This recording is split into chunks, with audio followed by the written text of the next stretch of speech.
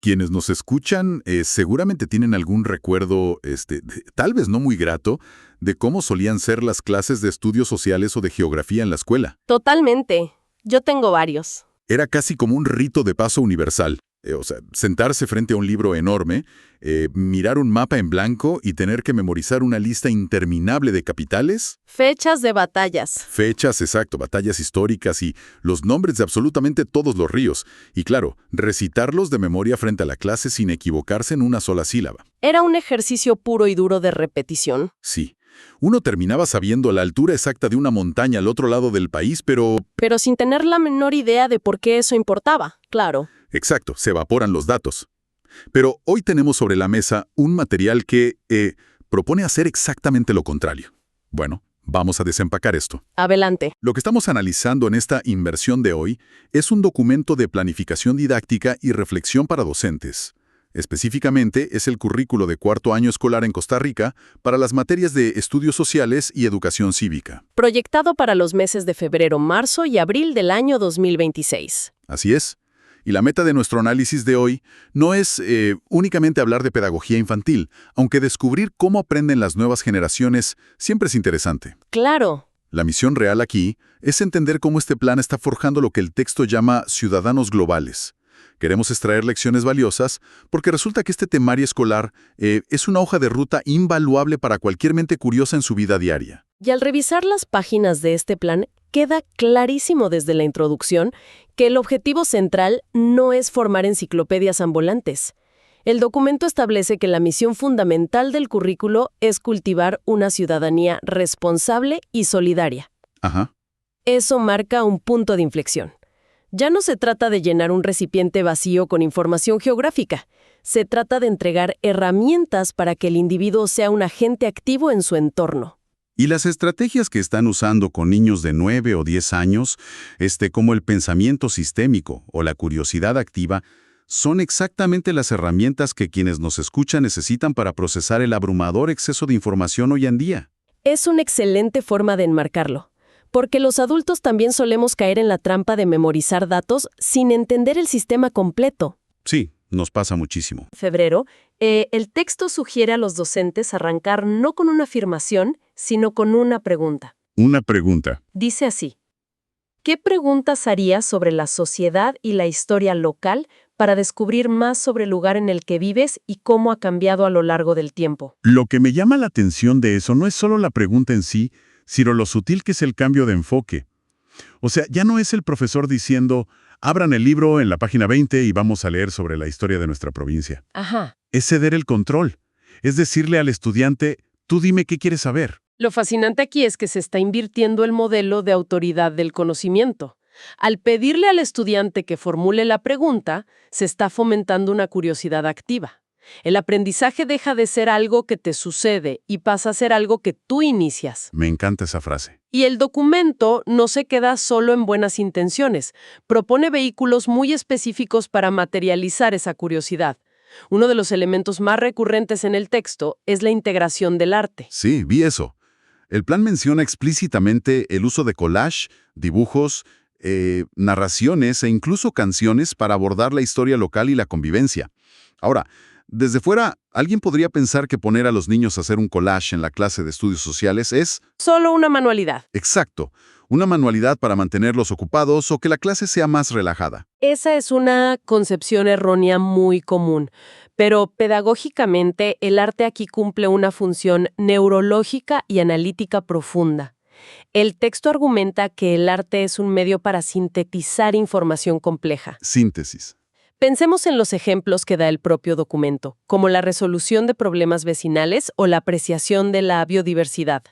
Si le pides a un niño que lea sobre un problema vecinal, es muy abstracto, pero si le pides que haga un dibujo o un esquema gráfico de cómo ese problema afecta a su calle, el estudiante tiene que tomar decisiones. ¿Qué incluir? Exacto, sobre qué elementos incluir, cómo se relacionan entre sí y qué emociones generan.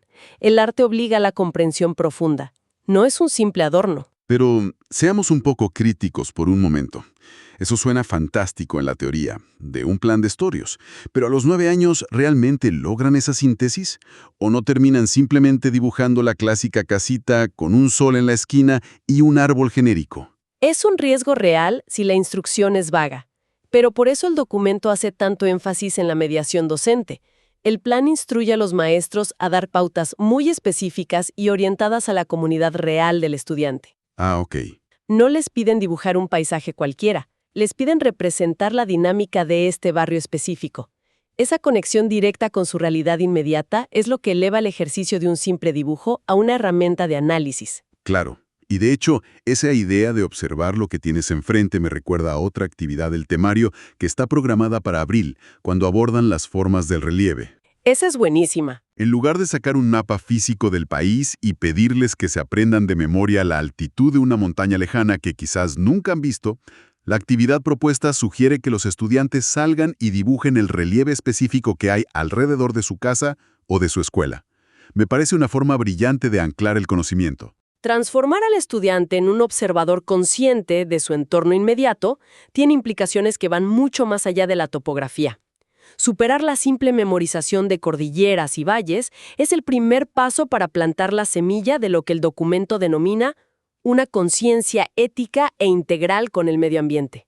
A ver, ¿a qué se refieren exactamente con conciencia ética en el contexto de ver una colina o un río cerca de la escuela? Se refiere a que la geografía deja de ser un escenario estático y se convierte en un espacio frágil y vivo. Al conocer las características particulares de su propio relieve, es mucho más orgánico vincular ese conocimiento con los desafíos ambientales locales. Entiendo. Si el estudiante entiende que su casa está en una zona de pendiente y luego llueve torrencialmente, comprende el riesgo de deslizamientos no como una noticia en la televisión, sino como una realidad de su entorno. La geografía se convierte en una cuestión de identidad y supervivencia, no en un dato de trivia. Y hablando de realidades cotidianas, hay un ejemplo en la planificación de marzo que me parece la analogía perfecta para el aprendizaje vivencial. El objetivo de ese mes es que comprendan la relación de Costa Rica con el resto de Centroamérica abordando factores económicos y culturales. El supermercado. El supermercado exacto. Una visita al supermercado local para identificar productos de origen centroamericano. Yo tengo que admitir que como adulto, cuando voy al súper, usualmente voy corriendo estresado buscando el café o los frijoles más baratos, y rara vez me detengo a pensar en la geopolítica de mi carrito de compras. Es que los adultos tendemos a operar en piloto automático, y esa actividad del supermercado busca desactivar ese piloto automático desde la infancia. Imagina la experiencia sensorial de un niño caminando por los pasillos, tomando una bolsa de frijoles o un paquete de galletas. Buscando la etiqueta. Buscando la etiqueta y dándose cuenta de que viene de Nicaragua, de El Salvador o de Guatemala. De repente las fronteras que vieron en un mapa de papel se vuelven reales y tangibles en la despensa de su casa. Es la economía regional explicada a través de la lista del súper. Es genial. Así es. Pero si conectamos esto con el panorama general, ese ejercicio del supermercado es apenas un trampolín. El currículo toma esa perspectiva regional y la eleva metódicamente hasta culminar en el concepto de ciudadanía global. Palabras mayores. Totalmente. El texto plantea abordar temas sumamente complejos para esa edad. Sostenibilidad, paz, democracia, innovación, cooperación internacional e incluso turismo responsable. Quieren que entiendan que consumir ese producto centroamericano es parte de una red global de interacciones. Claro, todo está conectado. Y para aterrizar ideas tan abstractas como los derechos humanos, el documento sugiere herramientas interactivas como un juego de roles que llaman Caminando Juntos. A ver, pausa ahí. Para quienes no han estado cerca de un aula de primaria en mucho tiempo, ¿cómo se ve eso en la práctica? Porque caminando juntos suena muy bonito, pero ¿qué es un juego de roles o un sociodrama a esa edad? ¿Se disfrazan de diplomáticos en la ONU o qué hacen? No necesariamente de diplomáticos, pero la esencia es la empatía aplicada. Un sociodrama a esa edad generalmente implica presentarles un escenario hipotético pero realista. Por ejemplo, se les puede asignar el rol de una familia que tiene que emigrar o de una comunidad que se queda sin agua porque un río se secó. Qué fuerte para esa edad. Ese es potentísimo, porque obliga al cerebro a procesar la información no desde la lógica pura, sino desde la experiencia emocional del otro. Es muy difícil ser indiferente frente a un problema cuando tuviste que actuar y defender esa postura tú mismo. Aquí es donde se pone realmente interesante, porque estamos viendo que este currículo no solo está enfocado en que adquieran datos sobre Centroamérica o sobre el relieve, está explícitamente diseñando experiencias para desarrollar lo que el documento llama habilidades para el siglo XXI. Correcto. Y el concepto estrella que aparece a lo largo del texto, que honestamente me sorprendió muchísimo ver en un plan de cuarto año escolar, es el pensamiento sistémico. Pensamiento sistémico a los 9 años. Identificar patrones dentro del sistema y entender la causalidad entre los componentes. Causalidad, o sea, causa y efecto a nivel de todo el entorno. Comprender que si alteras el cauce de un río local, eso afecta a la agricultura, lo cual impacta a la economía, lo cual eventualmente cambia lo que hay disponible en ese supermercado que visitaron. Todo está conectado. Y luego el documento empuja el nivel de complejidad. ¿Qué hacen en abril entonces? Para el mes de abril, el objetivo que se plantea es que los estudiantes propongan la modificación y mejoras del sistema.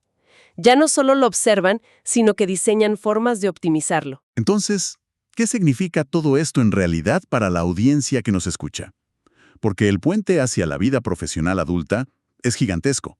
Pensemos en cuántas veces nos sentamos en reuniones corporativas o en juntas vecinales intentando resolver un problema originado por trabajar en silos. Demasiadas veces. Un departamento en una empresa cambia una política de software para ahorrar costos, pero no considera cómo eso va a retrasar al equipo de recursos humanos o frustrar a los clientes.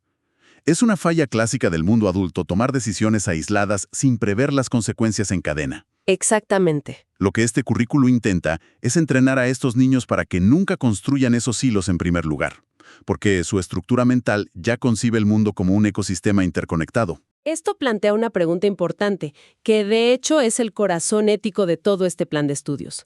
¿Cómo traducimos nuestro conocimiento en acciones concretas? Porque tener la habilidad de ver el sistema no es suficiente si te quedas de brazos cruzados. El documento escolar enfatiza repetidamente que la ciudadanía no es una postura pasiva. Sí, note que usan verbos de mucha acción a lo largo del texto. En marzo hablan de valoración, participación activa y promoción. Y para abril suben la apuesta con términos como toma de conciencia y la implementación de buenas prácticas. Porque el objetivo final es la responsabilidad activa. El currículum les está diciendo a estos estudiantes que, ahora que entienden cómo funciona el sistema, es su responsabilidad influir positivamente en él. Y claro, lograr que un grupo de niños asimile una responsabilidad tan grande requiere que las estrategias de enseñanza, lo que el texto llama estrategias de mediación, sean sumamente dinámicas e innovadoras. De hecho, la lista de estrategias de mediación es súper creativa. Hablan de buscar imágenes de remistas para construir mapas conceptuales, el uso de algo que llaman técnica de pinto y canto, papelógrafos interactivos y, por supuesto, los sociodramas que ya mencionamos. Herramientas muy visuales y participativas. Pero hubo una táctica específica que me pareció genial para fomentar la autonomía y la llaman dar pistas para el estudiante. Básicamente, el documento le dice al docente, no les des la respuesta digerida. Dales preguntas orientadoras y deja que ellos conecten los puntos. Ese detalle de no entregar la respuesta fácil refleja un cambio de paradigma profundo y está directamente vinculado a cómo se mide el éxito en este modelo.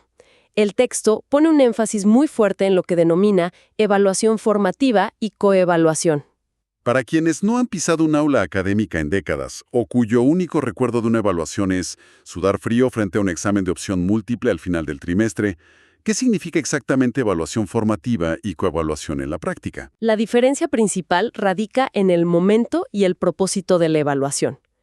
El modelo tradicional, el examen final que todos recordamos, es una evaluación sumativa.